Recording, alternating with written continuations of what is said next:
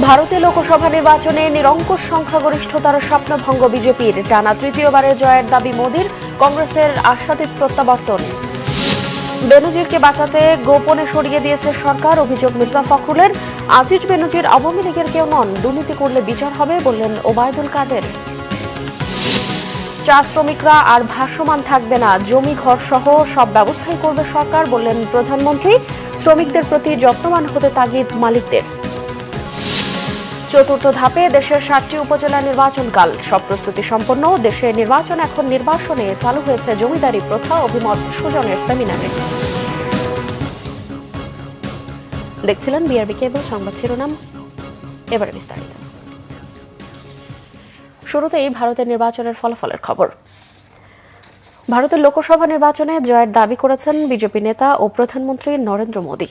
জাতির উদ্দেশ্যে দেয়া ভাষণে তিনি জানান, টানা তৃতীয়বারের মতো সরকার গঠন করতে যাচ্ছে বিজেপি জোট।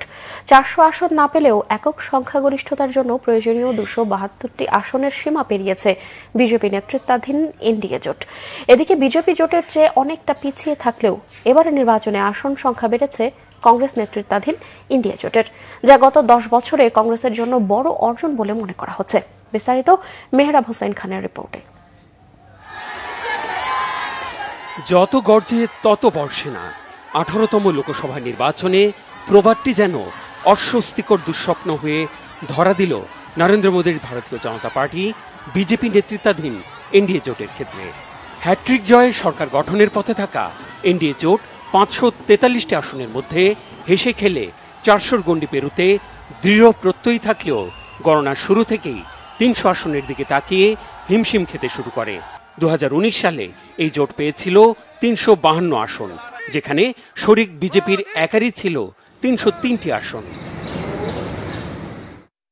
অন্যদিকে প্রত্যাশার গণ্ডি ছাড়িয়ে জ্বলে উঠেছে ভোটার সমর্থন নিয়ে সন্দেহের দোলাচলে থাকা সোনিয়া গান্ধীর কংগ্রেস নেতৃত্বাধীন জোট ইন্ডিয়া। বিজেপির আগ্রাসী প্রতাপ আর দম্ভে প্রবল ঝাঁকুনি দিয়ে গত 2বারের লোকসভা নির্বাচনের তুলনায় সবচেয়ে ভালো ফল করেছে কংগ্রেস। 2019 সালের লোকসভা নির্বাচনে ইউপিএ জোটের শরিক কংগ্রেস জয় পেয়েছিল মাত্র 52 আসনে। মুখ্যমন্ত্রী মমতা বন্দ্যোপাধ্যায়ের ঘাঁটি পশ্চিমবঙ্গে গত লোকসভা নির্বাচনের তুলনায় আসন বেড়েছে তার দল তৃণমূল কংগ্রেসের। ইন্ডিয়া জোটের শরিক তৃণমূল গতবার 42টির মধ্যে 22টি আসনে জয় পেলেও এবার সেই সংখ্যাও পার হয়ে হুঙ্কার ছাড়ছে। গতবার 18 আসন পাওয়া বিজেপির কপালপুরে আসন সংখ্যায় ধস নেমেছে। এর জন্য বিজেপির আসন বন্টন নিয়ে প্রার্থীদের মতামত আর রাজ্যের সংখ্যালঘু গোষ্ঠীকে গুরুত্ব না দেওয়া এবং রাজ্যের উন্নয়নে পোক্ত কৌশল না থাকাকে দুষছেন বিশ্লেষকরা। শুধু মোদির কথামালার উপর ভর করে নির্বাচনী বৈতরণী পার হওয়ার কৌশল ভোটারদের মনে আস্থা জাগাতে পারেনি। মোদির গেরুয়া শিবিরের চরম শক্তিশালী ঘাঁটি উত্তরপ্রদেশেও বড়সড় ধাক্কা দিয়েছে বিরোধী জোট ইন্ডিয়া। 2019 সালে 80টির মধ্যে 62টি আসনে জয় নিশ্চিত করা দলটির এবারের অবস্থান প্রায় অর্ধেকে নেমেছে। বাবরি মসজিদ ভেঙে ফেলার ধ্বংসস্তূপের ওপর মহা সমারোহে রাম মন্দির নির্মাণ করা হয়েছিল অযোধ্যার যেই ফাইজাবাদে, সেখানেও মুখ থুবড়ে পড়েছে বিজেপি। সেখানে বিজেপির লাল্লু সিংকে পেছনে ফেলেছেন সমাজবাদী পার্টির অবধেশ প্রসাদ। গতবার 5 আসন পাওয়া অখিলেশ যাদবের সমাজবাদী পার্টি এসপি এবার বড় লাভ দিয়ে দখল করেছে 30টির বেশি আসন। এসপির মতো ইন্ডিয়া জোটের আরেক শরিক কংগ্রেস এগিয়ে 6 আসনে। 1 জুন লোকসভা নির্বাচনের 7ম দফার ভোট শেষ হওয়ার 72 ঘন্টা পর স্থানীয় সময় মঙ্গলবার সকাল 8টা থেকে শুরু হয় ভোট গণনা। এবার 100 কোটি ভোটারের মধ্যে ভোট দিয়েছেন 64 কোটি 20 লাখ ভোটার। প্রথমে গণনা হয় পোস্টাল ব্যালটে পড়া ভোট, এরপর শুরু হয় ইলেকট্রনিক ভোটিং মেশিন বা ইভিএম এ পড়া ভোটের গণনা। Mehrab Hossain Khan, Bangla vision news desk. BNP মহাসচিব মির্জা ফখরুল ইসলাম আলমগীর বলেছেন, আওয়ামী লীগ 15 বছর ধরে লুটপাটের রাজত্ব তৈরির মাধ্যমে একদলীয় বাকশাল প্রতিষ্ঠার জন্য কাজ করছে। তারা সাবেক রাষ্ট্রপতি জিয়াউর রহমানকে ইতিহাস থেকে মুছে ফেলতে চায়, বলেন সাবেক আইজিপি বেনজির আহমেদকে রক্ষায় তাকে পালাতে সহযোগিতা করেছে সরকার। বিকেলে চট্টগ্রাম মহানগরীর ইঞ্জিনিয়ার্স ইনস্টিটিউট মিলনায়তনে বিএনপির প্রতিষ্ঠাতা ও সাবেক রাষ্ট্রপতি জিয়াউর রহমানের মৃত্যুবার্ষিকী উপলক্ষে আয়োজিত আলোচনা সভায় তিনি এসব কথা বলেন। মির্জা ফখরুল বলেন, বাংলাদেশি জাতীয়তাবাদের রূপকার জিয়াউর রহমান। তিনি বহুদলীয় গণতন্ত্র প্রতিষ্ঠা করেন, আর 5 বছর ছিল আওয়ামী লীগের দুঃশাসন। ইতিহাস জিয়াউর রহমানকে ধারণ করেছে। আওয়ামী লীগ সবসময়ই গণতন্ত্র বিরোধী। 15 বছর ধরে দেশে লুটপাটের রাজত্ব কায়েম করেছে, বলেন বেনজির আহমেদকে পালাতে সহযোগিতা করেছে সরকার। তিনি বলেন, তীব্র আন্দোলনের মাধ্যমে এই সরকারকে হটাতে হবে। অধিকার প্রতিষ্ঠায় জীবন বাজি রেখে আন্দোলন গড়ে তুলতে হবে। আমাদের যে স্বপ্নগুলো ছিল 1971 সালে আমরা যারা যুদ্ধ করেছিলাম, সমস্ত স্বপ্নগুলোকে খান খান করে দিয়ে এখন তারা শুধুমাত্র একটা দল, কিছু ব্যক্তি, কিছু অলিগার্স, তাদেরকে আজকে সমস্ত সুযোগ সুবিধা দিয়ে, লুটপাটের সুবিধা করে দিয়ে এই দেশকে তারা একটা লুটের রাজত্ব, চুরির রাজত্ব তৈরি করেছে। বন্ধুরা, আজকে দেখুন, ভাবতে লজ্জা হয়, বলতে লজ্জা হয় যে আমার পুলিশ বাহিনীর সাবেক প্রধান তার বিরুদ্ধে প্রতিদিন পাতায় পাতায় হাজার হাজার দুর্নীতির খবর বেরোচ্ছে। আর এই দেখেন, এই সরকার কি করছে, ওই চোরকে, ওই ডাকাতকে তারা বাঁচাবার জন্য গোপনে তাকে পাচার করে দিয়েছে। বিএনপির ভাইস চেয়ারম্যান শামসুজ্জামান দুদু বলেছেন, ক্ষমতাসীনদের প্রশ্রয়ে বাংলাদেশ এখন লুটপাটের স্বর্গরাজ্য। মঙ্গলবার জিয়া শিশু কিশোর মেলা আয়োজিত স্বেচ্ছায় রক্তদান কর্মসূচির উদ্বোধন করে তিনি এসব কথা বলেন।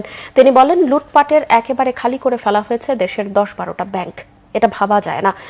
দেশবাসীকে এই সরকারের বিরুদ্ধে রাস্তায় নামার আহ্বান জানান তিনি এবং বলেন, দুর্নীতিবাজরা দেশে থাকুক আর বিদেশে থাকুক, তাদের বিচারের কাঠগড়ায় দাঁড়া করাতে পারলে জাতির জন্য কিছু করা হবে।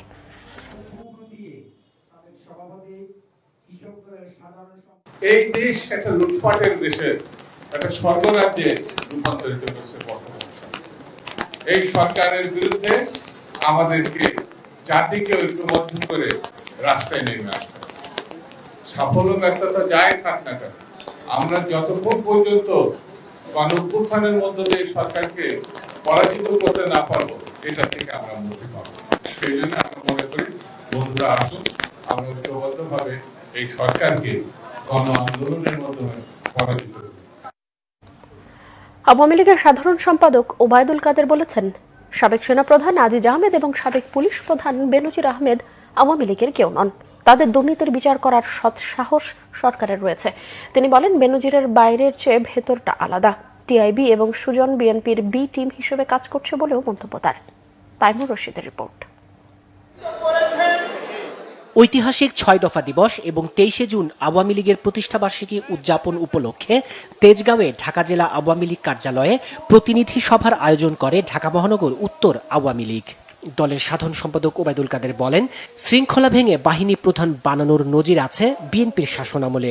বেনজির এবং আজিজ আহমেদ নিজেদের যোগ্যতায় বাহিনী প্রধান হয়েছেন, অপরাধ করলে তাদের বিচার হবে বলে মন্তব্য তার।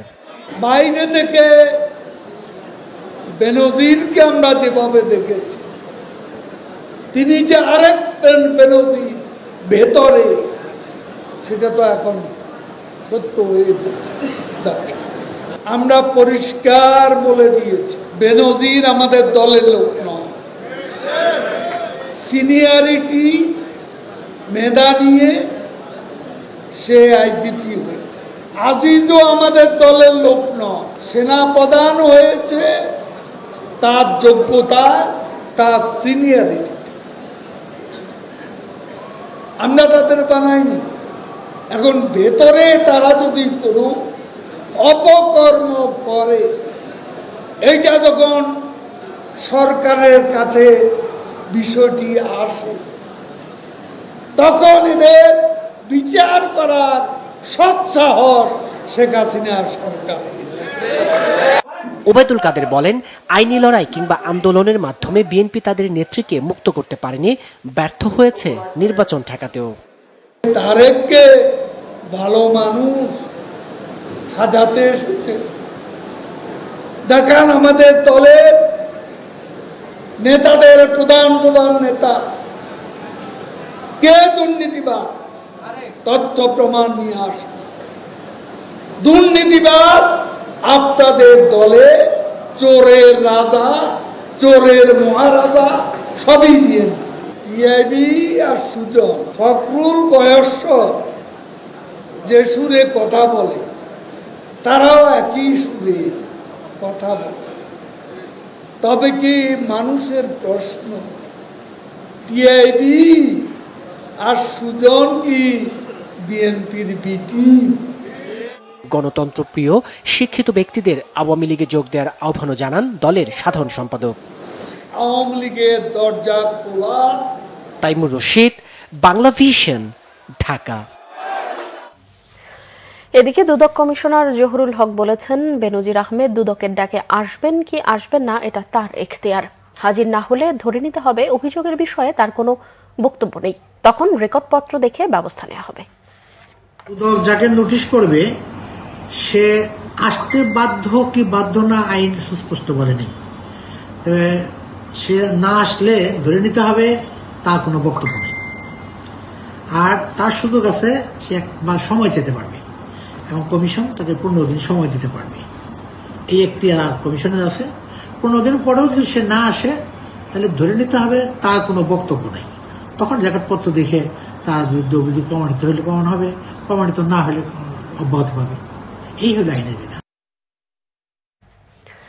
এমপি আনোয়ারুল আজিম আনার হত্যায় জড়িত অভিযোগে নেপালে গ্রেফতার সিয়ামকে ভারত ও বাংলাদেশ দুই দেশে ফেরত চেয়েছে বলে জানিয়েছেন ডিএমপির অতিরিক্ত কমিশনার হারুনুর রশিদ।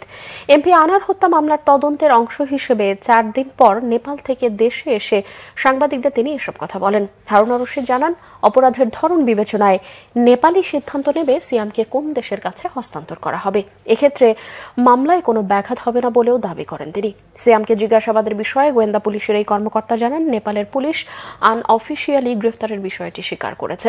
নেপালে পালিয়ে যাবার পর হোটেলের সিসিটিভি ফুটেজের বিভিন্ন গুরুত্বপূর্ণ তথ্য ও ফুটেজ পাওয়া গেছে, যা তদন্তে অগ্রগতি আনবে বলেও আশা করছে পুলিশ। আনার হত্যার মূল পরিকল্পনাকারী যুক্তরাষ্ট্রে পলাতক আখতারুজ্জামান শাহিনকে ফেরত আনতে মার্কিন দূতাবাসকে অনুরোধ করার কথাও জানান তিনি। বাংলাদেশে আছে সে কর্তৃপক্ষের সাথেও আমি কয়েকবার কথা বলেছি এবং ওনারা বলেছেন আমাদের ডিবি অফিসে আসবেন, তাদের সাথে আমি বসেও এই বিষয়টা আমরা অনুরোধ করব যেন এই বিষয়ে আমাদের হেল্প করেন। সিয়ামকে নেওয়ার জন্য আমাদের পার্শ্ববর্তী দেশ ভারত, তারাও কিন্তু তাদের কাছেও কিন্তু সে মোস্ট ওয়ান্টেড, সেক্ষেত্রে তারাও তাকে মোস্ট ওয়ান্টেড হিসেবে চেয়েছে। হোস্ট কান্ট্রি হিসাবে নেপাল তারা বিবেচনায় আনবে, সেটা হলো মানে গ্রেভিয়াস, অর্থাৎ অপরাধের গ্রেভিয়াস তারা বিবেচনা করবে। আমরা সেখানকার অথরিটির সাথে আমরা কয়েক দফা মিটিং করেছি, পাশাপাশি সে যে হোটেলগুলিতে অবস্থান করেছিল সেগুলিতেও আমরা অনেক ভিডিও পেয়েছি, অনেক তথ্যপত্র পেয়েছি, যেগুলি আমরা পরবর্তী তদন্তের স্বার্থে আমাদের অনেক কাজে আসবে। চা শ্রমিকরা আর ভাসমান থাকবে না বলে আশ্বাস দিয়েছেন প্রধানমন্ত্রী শেখ হাসিনা। বলেছেন, তাদের জন্য জমি, ঘর সহ সব ব্যবস্থাই করবে সরকার। উৎপাদন বৃদ্ধির স্বার্থে শ্রমিকদের প্রতি আরও যত্নবান হতে মালিকদের আহ্বান জানান প্রধানমন্ত্রী। জাতীয় চা দিবস উপলক্ষে মঙ্গলবার রাজধানীর ওসমানী স্মৃতি মিলনায়তনে আয়োজিত অনুষ্ঠানে এসব কথা বলেন প্রধানমন্ত্রী শেখ হাসিনা। উল্লেখ করেন, চা শিল্পের বিকাশ ও শ্রমিকদের কল্যাণে বঙ্গবন্ধুর নানা উদ্যোগের কথা। এখন পর্যন্ত চায়ের 13টি জাত উদ্ভাবনের কথা জানিয়ে চা উৎপাদন বাড়াতে গবেষণার উপর আরও গুরুত্ব আরোপ করেন তিনি। বলেন, শুধু চা বাল্কে বিক্রি করলে হবে না, এর সাথে বিভিন্ন অ্যারোমা অ্যাড করতে হবে এবং বিক্রি করতে হবে বিশ্ববাজারে। অনুষ্ঠানে চা রপ্তানি, উন্নত মানের চা উৎপাদন সহ বিভিন্ন ক্যাটাগরিতে জাতীয় চা পুরস্কার বিজয়ীদের হাতে পদক তুলে দেন প্রধানমন্ত্রী। চা শ্রমিক যারাই কাজ করান, শ্রমিকদের প্রতি যদি আপনারা যত্নবান হন, আপনারা কিন্তু বেশি করে কাজ করাতে পারবেন। শুধুমাত্র তাদেরকে ওই আপনার অধীনস্থ বলে বিবেচনা করলে হবে না। মনে রাখতে হবে, তাদের শ্রম ঘাম দিয়েই আপনার উৎপাদন বৃদ্ধি করা, উপার্জনের পথ করে দিচ্ছে। কাজে সেই শ্রমিকদের প্রতি আপনাদের আরও যত্নবান হতে হবে। আমরা যেটা সিদ্ধান্ত নিয়েছি, সকল ভূমিহীন, গৃহহীন তাদেরকে ঘর করে দিচ্ছি। ইনশাল্লাহ এই চা শ্রমিকরাও এরকম ভাসমান থাকবে না, সেটা আমি বলে যাচ্ছি। এর জন্য যা করার করব। এদিকে প্রধানমন্ত্রী শেখ হাসিনা বলেছেন, শিশুদের সুরক্ষায় উদ্যোগী হওয়ার পাশাপাশি শিক্ষার সুযোগকে প্রসারিত করেছে সরকার। মঙ্গলবার গণভবনে বঙ্গবন্ধু স্মৃতি জাদুঘরে আয়োজিত জাতির পিতার জন্মবার্ষিকী উপলক্ষে রচনা ও চিত্রাঙ্কন প্রতিযোগিতার পুরস্কার বিতরণী অনুষ্ঠানে প্রধানমন্ত্রী এসব কথা বলেন। শেখ হাসিনা বলেন, 2041 সালের মধ্যে স্মার্ট, উন্নত ও সমৃদ্ধ বাংলাদেশ গড়তে শিশুদের মেধামননের বিকাশে সব ধরনের সুযোগ সৃষ্টি করে দিয়েছে সরকার। বলেন, মাধ্যমিক পর্যন্ত বিনামূল্যে পাঠ্যপুস্তক, বৃত্তি, উপবৃত্তি, তথ্য প্রযুক্তি শিক্ষাকে স্কুল কলেজ পর্যন্ত বিস্তৃত করা, কারিগরি শিক্ষাকে উপজেলা পর্যায় পর্যন্ত বিস্তৃত করা সহ শিক্ষার উন্নয়নে তার সরকারের নানা উদ্যোগ তুলে ধরেন প্রধানমন্ত্রী। পরে গত 4 বছরে রচনা ও চিত্রাঙ্কন প্রতিযোগিতায় বিজয়ী শতাধিক শিশু কিশোরের হাতে পুরস্কার তুলে দেন প্রধানমন্ত্রী শেখ হাসিনা।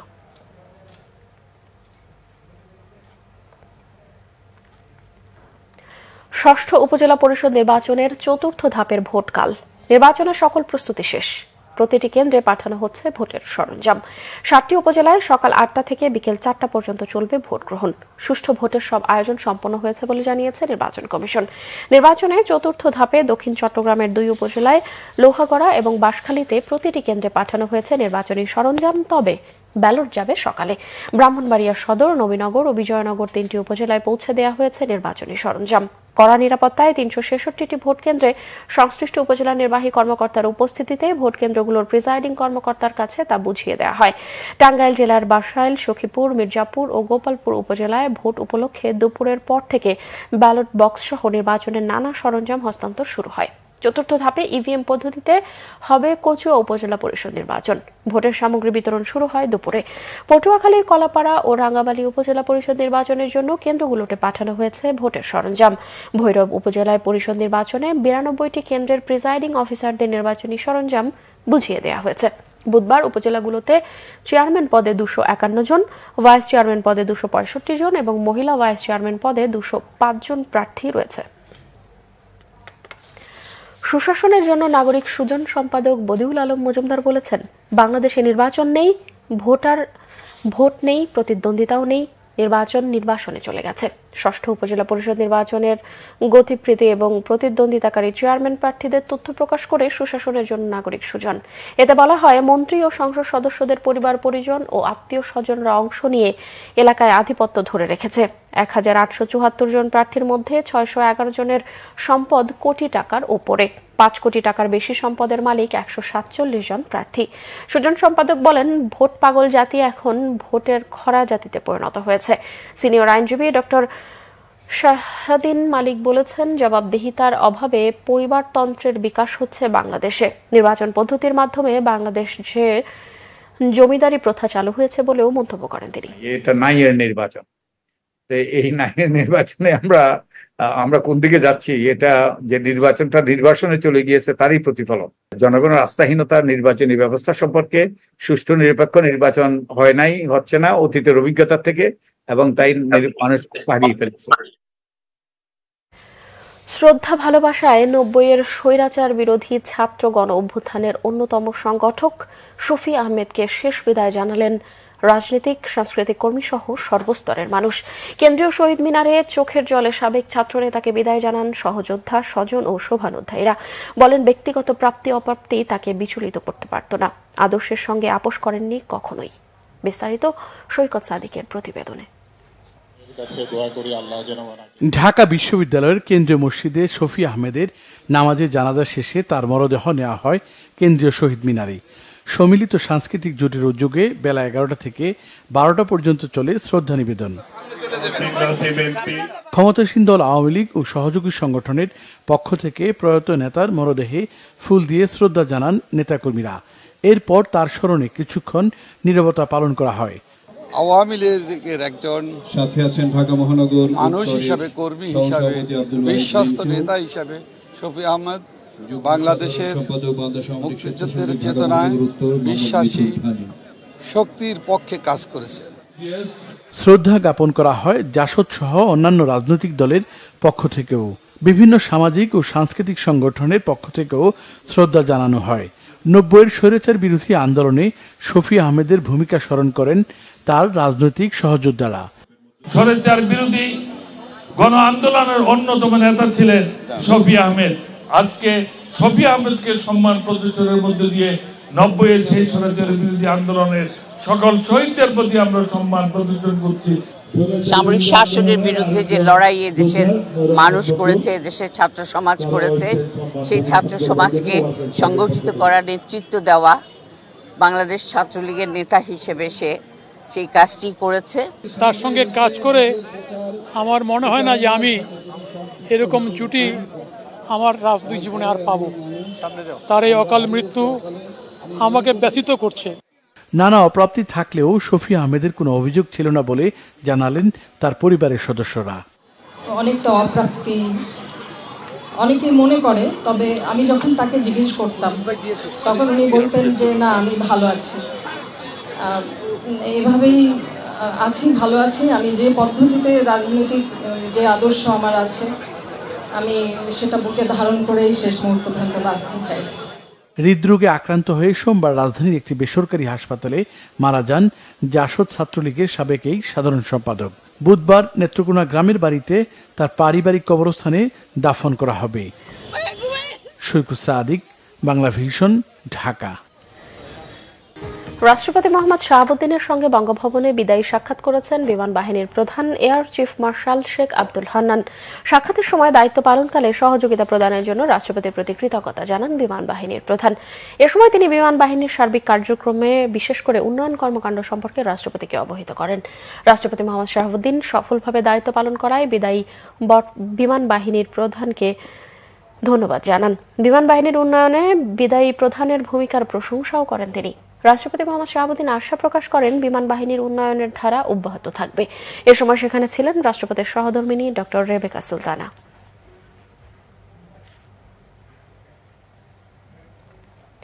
17,000 বাংলাদেশি কর্মীর জন্য সময় বাড়াচ্ছে না মালয়েশিয়া। এদিকে রিক্রুটিং এজেন্সির মালিকরা জানিয়েছেন ক্ষতিগ্রস্ত কর্মীদের টাকা ফেরত দেওয়া হবে। সংবাদ সম্মেলনে এই আশ্বাস দেন বায়রার সাবেক সভাপতি বেনজির আহমেদ। আর প্রবাসী কল্যাণ ও বৈদেশিক কর্মসংস্থান প্রতিমন্ত্রী শফিকুর রহমান চৌধুরী জানান তদন্ত শেষে দায়ীদের বিরুদ্ধে ব্যবস্থা নেওয়া হবে। মিরাজ হোসেন গাজীর রিপোর্ট। মালয়েশিয়ায় বিদেশি কর্মী প্রবেশের শেষ সময় ছিল 31 মে। এ সময় বাড়াতে আবেদনও করেছিল বাংলাদেশ, কিন্তু মঙ্গলবার মালয়েশিয়ার স্বরাষ্ট্রমন্ত্রী সাইফুদ্দিন নাসুসন ইসমাইল জানিয়েছেন সময় বাড়ানো হচ্ছে না। ফলে আটকে থাকা প্রায় 17,000 কর্মী পাঠানোর চেষ্টাও ব্যর্থ হল প্রবাসী কল্যাণ ও বৈদেশিক কর্মসংস্থান মন্ত্রণালয়ের। তাহলে ক্ষতিগ্রস্ত এই কর্মীদের কি হবে? মালয়েশিয়ায় কর্মী পাঠানোর জন্য অনুমোদিত রিক্রুটিং এজেন্সিগুলো কর্মীদের সমস্যা সমাধানের উপায় নিয়ে গণমাধ্যম কর্মীদের সাথে মতবিনিময় করে। এ সময় বাইরার সাবেক ও বর্তমান নেতারা জানান, যে সকল কর্মী যেতে পারেননি তাদের বিষয়ে আন্তরিক রিক্রুটিং এজেন্সি মালিকরা যারা যে টাকাটা নিচ্ছে, যদি সেখানে কেউ বেশি দিয়ে থাকে সে ব্যাপারে অবশ্যই প্রশ্ন থাকবে, আমাদেরও থাকবে। আর যারা যেতে পারে নাই তাদের ব্যাপারে বাইরের সভাপতি মহোদয়, মহাসচিব দায়িত্ব নিয়েছেন, আমরাও দায়িত্ব নেব বলি যে এই টাকাগুলি ফেরত দেওয়ার জন্য আমরা ওই ক্ষতিগ্রস্ত কর্মীদের পাশে থেকে আমরা ব্যবস্থা করব এবং তারা এটা ফেরত পাবে। সৌদি এমবেসিতে যেরকম 1300-র ভিতরে আমরা 650 কাজ করতে পারি, সিঙ্গাপুরে মাত্র 6-7 জন কাজ করতে পারি, কুয়েতে মাত্র 3-4 জন কাজ করতে পারি, আমাদের বুসেল আমাদের ব্রুনাই নিয়ে গেছে, আমাদের মালয়েশিয়াতে মাত্র 101 জন কাজ করতে পারি। এই সবগুলি কিন্তু আসে লেবার রিসিভিং কান্ট্রি থেকে। সাধারণত কয়েক হাত বদলে কর্মীরা খরচ করেছেন 5 থেকে 6 লাখ টাকা পর্যন্ত। আবার সরকারি নির্দেশনা অনুযায়ী খাতায় রয়েছে 78,990 টাকা। তাহলে কিভাবে নির্ধারণ করা হবে ক্ষতিপূরণের অর্থের পরিমাণ? আমরা পত্রিকায় বিজ্ঞপ্তির মাধ্যমে কে কতজন লোক যেতে পারে নাই আমাদের বাইরে অফিসে তাদের নাম তালিকাভুক্ত করার জন্য আগে আমাদের কাছে লিপিবদ্ধ হোক। প্রয়োজনে আমরা একটা আরবিট্রেশন কমিটি করব, সেটা আলোচনা সাপেক্ষে যেভাবে টাকা পাইতে পারে সেটার ব্যবস্থা আমরা নেব। আমাদের দেশের গরিব নিরীহ মানুষ তারা যাতে সেই টাকাটি পেতে পারে, যারাই নিয়ে থাকুক, এইটা আমরা আদায় করার বিষয়ে আমাদের সর্বাত্মক সহযোগিতা থাকবে। কর্মী যেতে না পারার কারণ অনুসন্ধানে গঠিত কমিটি এক বিজ্ঞপ্তিতে জানিয়েছে, ক্ষতিগ্রস্ত কর্মীদের সকল প্রমাণপত্র সহ 8 জুনের মধ্যে ইমেইলে অভিযোগ দিতে হবে। প্রতিমন্ত্রী শফিকুর রহমান চৌধুরী জানান, কমিটির রিপোর্ট পেলেই পরবর্তী পদক্ষেপ নেওয়া হবে। যেটা হয়েছে এটার ব্যাপারে কাউকে দোষারোপ করে লাভ নেই। এটা তদন্তের মাধ্যমে যা বাইরে আসবে তাই হবে এবং তার বিরুদ্ধে আইনানুগ ব্যবস্থা নেওয়া হবে, কাউকে ছাড় দেওয়া হবে না। প্রতিমন্ত্রী বলেন, কর্মীদের স্বার্থ রক্ষা করেই পদক্ষেপ নিচ্ছে মন্ত্রণালয়। মিরাজ হোসেন গাজী, বাংলা ভিশন, ঢাকা। 14 দলীয় জোটের মধ্যে দূরত্ব আলাপ আলোচনার মাধ্যমে সমাধানে একমত হয়েছে জোটভুক্ত দলের নেতারা। দ্রব্যমূল্য ঊর্ধ্বগতি নিরসনে সিন্ডিকেটের বিরুদ্ধে সক্রিয় ব্যবস্থা নেওয়ারও দাবি জানিয়েছেন এই জোট। কেন্দ্রীয় 14 দলের সভা শেষে ব্রিফিংয়ে এসব কথা জানান সমন্বয়ক ও মুখপাত্র আমির হোসেন আমু। মঙ্গলবার সকালে নিউ স্কটনে এই সভা অনুষ্ঠিত হয়। প্রায় 2 ঘণ্টার এই বৈঠকে 14 দলের শরিক বাংলাদেশ ওয়ার্কার্স পার্টির সভাপতি রাশেদ খান মেনন, রাসদ সভাপতি হাসানুল হক ইনু ও জাতীয় পার্টির জেপি সভাপতি আনোয়ার হোসেন মঞ্জু সহ জোটের অন্যান্য নেতারা উপস্থিত ছিলেন। বৈঠক শেষে মুখপাত্র আমির হোসেন আমু বলেন, দেশীয় এবং বিদেশি ষড়যন্ত্র মোকাবেলা করতে 14 দল প্রধানমন্ত্রী শেখ হাসিনার নেতৃত্বে ঐক্যবদ্ধ আছে। তিনি বলেন, গত নির্বাচনকে কেন্দ্র করে জোটের মধ্যে আঞ্চলিক ভিত্তিতে তৈরি সংকট নিরসনে আওয়ামী লীগ নেতৃবৃন্দের সাথে দ্রুত বৈঠক করে সমাধান করা হবে। তিনি বলেন, 14 দল ছিল, আছে এবং থাকবে। সাবেক আইজিপি বেনজির আহমেদ দুর্নীতি নিয়ে প্রশ্নের জবাবে তিনি বলেন, ব্যক্তিগতভাবে কেউ দুর্নীতি করে ধরা পড়লে তাতে জোটের বিব্রত হওয়ার কোনো কারণ নেই। ক্যাশলেস সোসাইটি আর পেপারহীন অ্যাডমিনিস্ট্রেশন হলে দুর্নীতি অনেকটাই কমবে বলে মনে করেন আইসিটি প্রতিমন্ত্রী জুনায়েদ আহমেদ পলক। রাজধানীর একটি হোটেলে চাইনিজ কোম্পানি হুয়াওয়ে আয়োজিত উইমেন ইন টেক অনুষ্ঠানে এই মন্তব্য করেন তিনি। প্রতিমন্ত্রী বলেন, প্রধানমন্ত্রী শেখ হাসিনার নেতৃত্বে ডিজিটাল বাংলাদেশ হচ্ছে। দেশের 98% জায়গায় 4G নেটওয়ার্ক পাওয়া যায় বলেও দাবি করেন তিনি। জানান, ইন্টারনেটের মূল্য কমায় এবং গ্রাম পর্যায় পর্যন্ত নেয় দেশে ইন্টারনেট গ্রাহকের সংখ্যা বেড়েছে। চীনের রাষ্ট্রদূত ইয়াওয়েন বলেন, স্মার্ট বাংলাদেশ গঠনে চীন বাংলাদেশের পাশে আছে। বাংলাদেশের আইসিটি খাতে সহায়তা করতে চীনা কোম্পানিগুলো বিনিয়োগ করছে। বাংলাদেশকে চীনের গুরুত্বপূর্ণ কৌশলগত বন্ধু হিসেবে উল্লেখ করেন তিনি। অনুষ্ঠানে প্রযুক্তিতে নানা আইডিয়া ও ইনোভেশনের জন্য উইমেন ইন টেক প্রতিযোগিতায় বিজয়ীদের মাঝেও পুরস্কার বিতরণ করা হয়।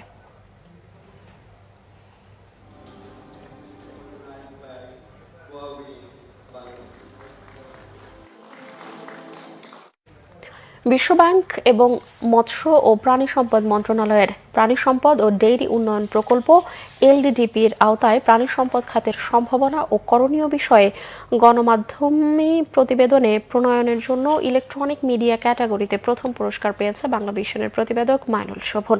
রাজধানীর সিরডাপ মিলনায়তনে বিজয়ীদের মধ্যে পুরস্কার তুলে দেন মৎস্য ও প্রাণী সম্পদ মন্ত্রী আব্দুর রহমান।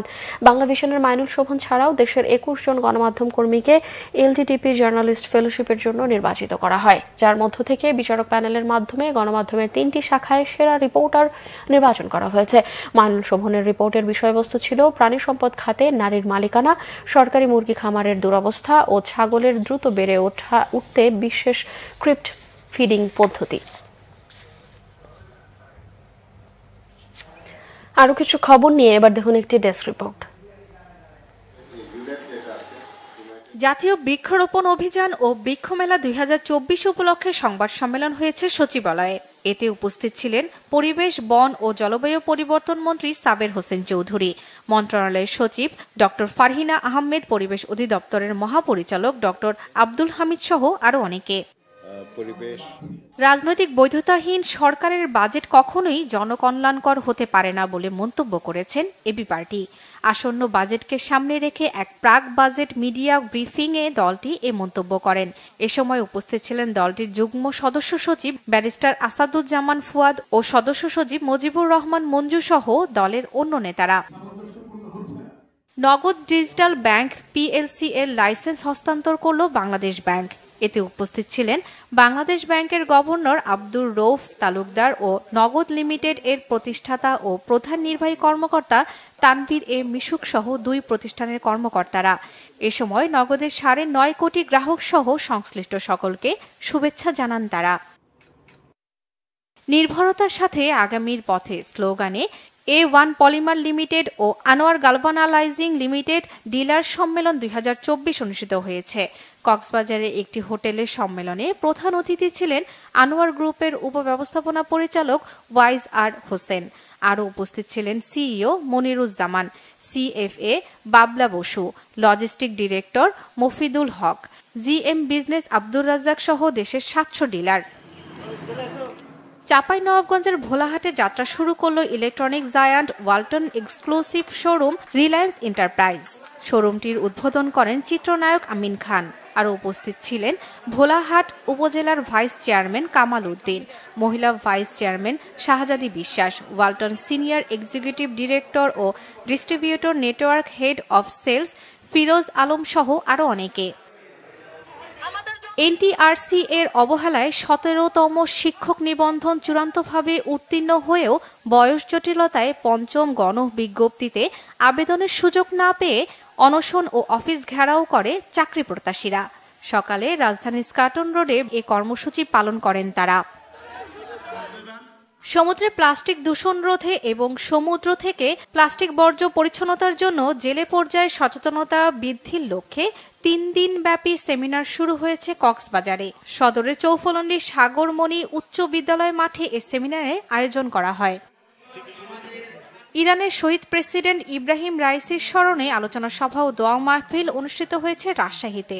বিকালে নগর ভবনের পশ্চিমে গ্রেটার রোডে এতে প্রধান অতিথি ছিলেন ইরানের আল মুস্তফা ইন্টারন্যাশনাল ইউনিভার্সিটির বাংলাদেশ প্রতিনিধি Hujjatul Islam wal Muslimin Shahabuddin Mashaikhi Rad. Bangla vision news desk. সংবাদ শেষ করব বিআরবি কেবল শিরোনামগুলো আরও একবার জানিয়ে। ভারতের লোকসভা নির্বাচনে নিরঙ্কুশ সংখ্যাগরিষ্ঠতার স্বপ্নভঙ্গ বিজেপির, টানা তৃতীয়বার জয়ের দাবি মোদির, কংগ্রেসের আশাতীত প্রত্যাবর্তন। বেনজিরকে বাঁচাতে গোপনে সরিয়ে দিয়েছে সরকার, অভিযোগ মির্জা ফখরুলের। আজিজ বেনজির আওয়ামী লীগের কেউ নন, দুর্নীতি করলে বিচার হবে বললেন ওবায়দুল কাদের। চা শ্রমিকরা আর ভাসমান থাকবে না, জমি ঘর সহ সব ব্যবস্থাই করবে সরকার বললেন প্রধানমন্ত্রী। শ্রমিকদের প্রতি যত্নবান হতে তাগিদ মালিকদের। চতুর্থ ধাপে দেশের 60 উপজেলায় নির্বাচন কাল, সব প্রস্তুতি সম্পন্ন। দেশে নির্বাচন এখন নির্বাসনে চালু হয়েছে জমিদারি প্রথা, অভিমত সুজনের সেমিনারে। এই ছিল এখনকার মতো, পরের সংবাদ রাত 1টায় দেখার আমন্ত্রণ রইল। এছাড়াও বাংলা ভিশন সংবাদ ও সংবাদ সংশ্লিষ্ট অনুষ্ঠান দেখতে ভিজিট করুন www.bbnews24.com ও facebook.com/banglavishnnews এবং সাবস্ক্রাইব করুন youtube.com/banglavishnnews। এতক্ষণ সঙ্গে থাকায় ধন্যবাদ সবাইকে।